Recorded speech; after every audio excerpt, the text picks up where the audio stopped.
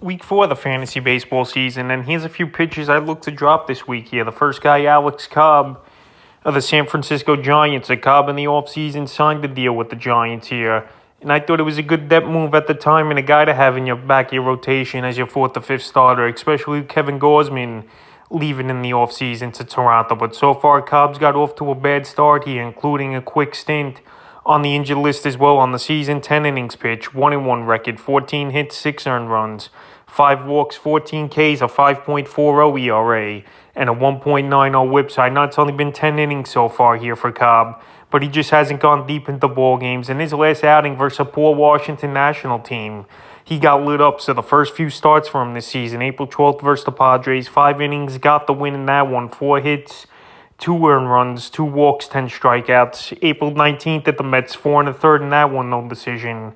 6 hits, 3 runs, 4 Ks, and he left that one with the injury. And then he came back May 1st, like I mentioned, versus Washington. 2/3 of an inning, got the loss in that one. 4 hits, an earned run, 3 walks in that game. So far in these first 3 outings, no quality starts, not going deep into games. And I know he's got a good team behind him over there in San Francisco. That's 14-8 so far this season. But Cobb's just not getting the job done, and he's been dropped in 10% of fantasy leagues. So right now, I just can't trust him. And he's got a tough matchup coming up May 6th as well versus the St. Louis Cardinals. And I can't expect much out of him in that ball game. So right now, I would drop him. If he gets things going again, obviously, then you reevaluate and you go out there and get him if he has a few starts in a row. But I doubt he's going to really have much of an impact for fantasy owners this year. The next guy is Eduardo Rodriguez of the Detroit Tigers. So a big free agent signing was for the Tigers, and one of the first guys to sign in the offseason before the lockout. But so far here for Rodriguez, he's not looking too good either. 25 2/3, 2-1 record on the season, 25 hits, already 15 earned runs, 8 walks, 23 strikeouts, 2 Ks, a 5.33 ERA, 3.0 whip. So right here, he's another guy. He don't go deep into games. Last season, I know he had a pretty decent season with the Red Sox, and he got the 5-year, $77 million deal with the Tigers. But he's a 5-6 inning pitcher at best.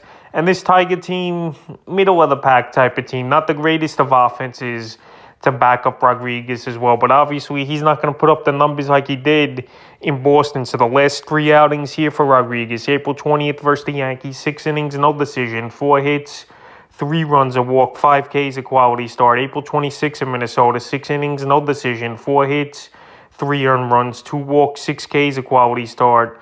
And May 1st at the Dodgers, 5 2/3, got the loss, 8 hits, 4 earned runs, and 5 Ks. So right here, strikeouts are still pretty good for him.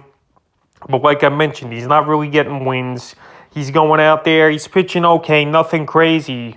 But he's just a guy I don't see being much of a fantasy factor this season here, especially not being on Boston. And plus, his ERA throughout his career has been pretty high. And right now, he's been dropped in 4% of fantasy leagues. So more in the shallower leagues, 10 and 12 team leagues, he's droppable, is Rodriguez. But hey, if you want to hold on to him and see if he could keep it going a little bit, why not? But right now, I just don't think he'll be much of a factor this season. The next guy is Jake McGee of the San Francisco Giants. And McGee looked like he was going to be the favorite for the closer role, and he had opportunity so far early in the season over Duvall. But right now, he's been a train wreck on the season. Here is McGee on the season: 7 2/3, 1-1 record, 2 saves, 7 hits, 5 earned runs, 4 walks, 3 Ks, and a blown save under his belt with a 5.87 ERA and a 1.43 whip. So that's obviously not going to get the job done. I know it's early in the season here. I know he's on a pretty good team that's 14-8 on the season. But right now, you want a guy that's going to go in there, have a decent ERA, and not have a lot of runs given up in the early going. So the last few outings here from McGee: April 20th at the Mets, 1 inning in that one, got the save, a walk and a K. April 25th at the Brewers, 1 inning, got the win, 1 hit though, 1 earned run, and the blown save. And then April 27th versus Oakland, 1 inning, 1 hit. And then May 1st versus Washington, he imploded, 1 inning in that one, 2 hits, 3 earned runs, 2 walks. So right now, I know he's up there in age, and that definitely could be a factor as well. Just he don't have it anymore is McGee as a solid reliever, but right now I just can't trust him with him giving up a few runs in the recent ball games. And him with the high ERA, there's better options on the closer market right now than McGee. And like I said, Duvall probably by midseason will be the full-time closer anyway. So right now, I would drop McGee. The next pitcher I would look to drop this week's Matt Brash of the Seattle Mariners. Brash, a rookie this season here. And he came out of the gate pretty hot in the early going. But now the league's caught up to him, and the walks have been a huge problem for him. 17 innings, 1-2 record, 18 hits, 13 earned runs, 13 walks already, 16 strikeouts, a 6.88 ERA, and a 1.82 whip. So obviously that's not getting the job done here for Brash. And the last couple outings here, he hasn't shown anything.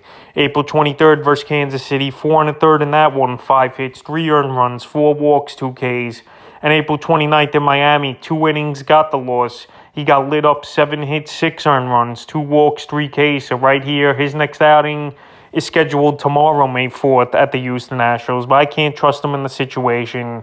The walks have been the problem. But this kid definitely has good stuff here, a part of the Seattle Mariners roster. But right now, it's going to be tough to trust him. And he's got the tough matchup coming up at Houston as well. So right now, Brash has been dropped in 8% of fantasy leagues. And obviously, I'm leaning towards that way as well to drop him. No doubt about it. He could have a good second half or get things together as the season goes on. But right now, he's hurting fantasy owners. And the fifth and final pitcher I look to drop this week's Trevor Bauer of the Los Angeles Angels. So Bauer, a lot of people took a shot on him coming into the season to see if things will get overturned. But it went the worst way it could here for Bauer, getting suspended 2 seasons. So we know Bauer won the Cy Young a few seasons ago. We know he has upside. And even last season, he got off to a good start for the most part before they shut it down on him in August. And he was done 8-5 last season, 107 2/3. He had a complete game as well under his belt. 71 hits, 31 earned runs, 137 strikeouts, and 14 quality starts. And now he's banned 2 years as Bauer. His Major League Baseball career could be in jeopardy. Who knows if a team is going to take a chance on him, even though he never got served anything else in the legal situation as Bauer. So who knows, but MLB coming down and make an example of Bauer. And obviously he's going to appeal it. But this season I think's a wash either way. So Trevor Bauer was a good guy to take at the back end of your draft and take a shot, low risk, high reward type of move. But now he's officially going to be out, and you just drop them. So that's a few pitches I look to drop here for week 4 of the fantasy baseball season.